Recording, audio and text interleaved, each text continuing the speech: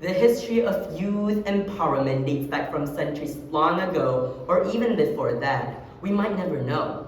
But one thing for sure is that we have seen evidence of youth leading and conducting civilians with full responsibility. For instance, our local politician, Said Sadiq, who has been actively involved in politics since at a very young age, or Sana Marie, who became the official Prime Minister of Finland at the year 2019 when she was only 33 years old. But out of all of these examples of youth leading the globe, have you ever wondered, are there also Muslims leader who has lead during the lifetime of the Prophet Muhammad sallallahu alaihi wasallam? Bismillahirrahmanirrahim. Assalamu alaikum wa rahmatullahi wa barakatuh. In the name of Allah subhanahu wa ta'ala, most gracious, most merciful. Alhamdulillah, all praises to Allah subhanahu wa ta'ala for His blessings and grace, who has allowed us all to be here in this wonderful hall. A very good morning I bid to the honorable and spectacular adjudicators, precise and punctual timekeeper, the respected speaker, and lastly, members of the floor. On this wonderful and prosperous morning, I will be delivering my speech on the topic, the young leadership in Prophet Muhammad era. Before we begin, I insist that I shall define our topic for today so we have a better understanding of the following title. According to the Oxford Dictionary, the word young in raw translation means having lived or existed for only a short time. Next, the word leadership refers to the action of leading a group of people or an organization. Lastly, the word era translates as a long and distinct period history. With this, we can put the pieces together and form a sentence. The action of leading a group of people by the newer generation in the period of Prophet Muhammad sallallahu alaihi wasallam.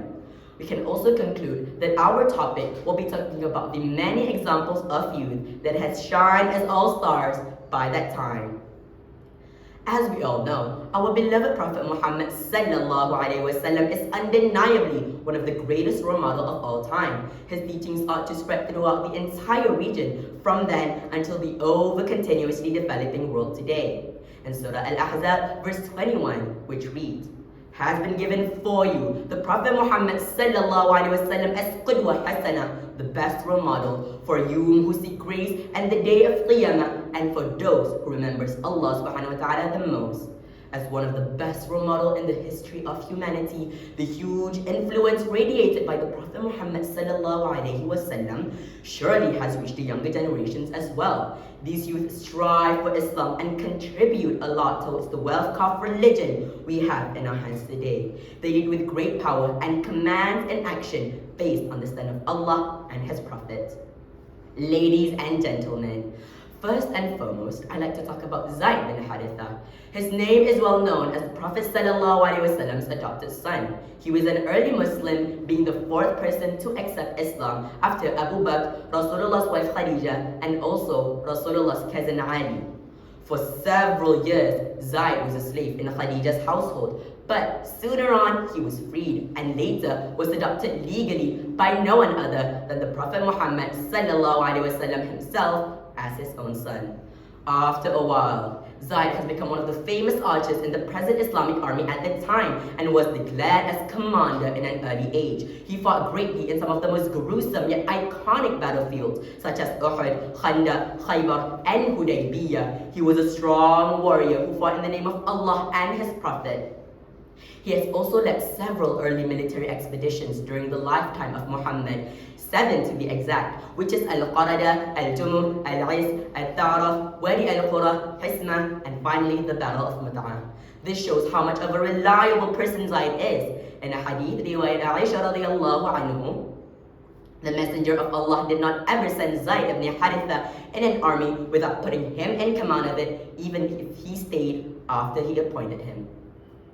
Even though Zayd ibn Haritha holds a very huge responsibility, he manages to handle command with thoughts of wisdom and chivalry, hence showing us how fitting this youth is for a leader.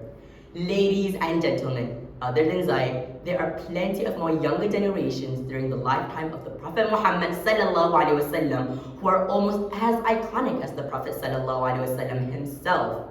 That brings down to my second historical figure for today, which is Ali bin Abi Talib. His full name is Ali bin Abi Talib bin Abdul Muttalib bin Hashim bin Abdul Manaf. He is the cousin of the Prophet Muhammad sallallahu alaihi wasallam and also his son-in-law after marrying with Rasulullah's youngest daughter, Fatima. He was born in the blessed land of Mecca in the year 601 and was commonly known as the first child to accept Islam. He became the fourth Khulafa al-Rashidin after Uthman and carried on with the Khulafa line with great power and knowledge, approximately 4 years and 9 months. Even though he lived on a while after the passing of the Prophet Muhammad sallallahu alaihi wasallam, he himself is a living proof of a youth carrying Rasulullah sallallahu alaihi wasallam's legacy. Ali developed public necessities and facilities which improvised on punishments and charity work.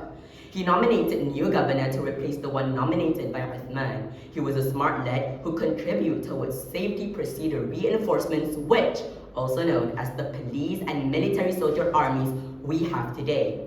With all of these justifications, this country raised well and us Muslims continue to evolve into a big and successful community, striving together in the name of Allah and His Prophets whilst following the guidelines of the Quran al-Kareem. My dearest audience, the third and final historical figure that I will be talking about today in my speech is none other than Sa'ad ibn Abi Waqqas. He was born in the year 595 in Makkah al-Mukarramah. He, like Zayd, has fought in several wars under the Prophet Muhammad sallallahu alaihi wasallam's leadership. For example, the Battle of Badr and Uhud, to name a few. His loyalness and courage in protecting Rasulullah sallallahu alaihi wasallam has protruded in the Battle of Uhud. He arranged a strategy by trying to assist his comrades using his archery, despite it is already in close combat. He has also been personally praised by the Prophet Muhammad sallallahu alaihi wasallam for his outstanding performance in the Battle of Uhud. Sa'ad is a prime example for the present youth to look up to. His credibility and intelligence has made him one of the best warriors in Oriental history. To sum up everything I have said, the young generation of the world today will soon take over as leaders across the reign. The world of leadership is a wide perspective scope, and we should be fully aware as Muslims that the best way to conduct in command is by following the Islamic ways. These youth with mesmerizing leadership skills should be a prior example as to how we continue our social life.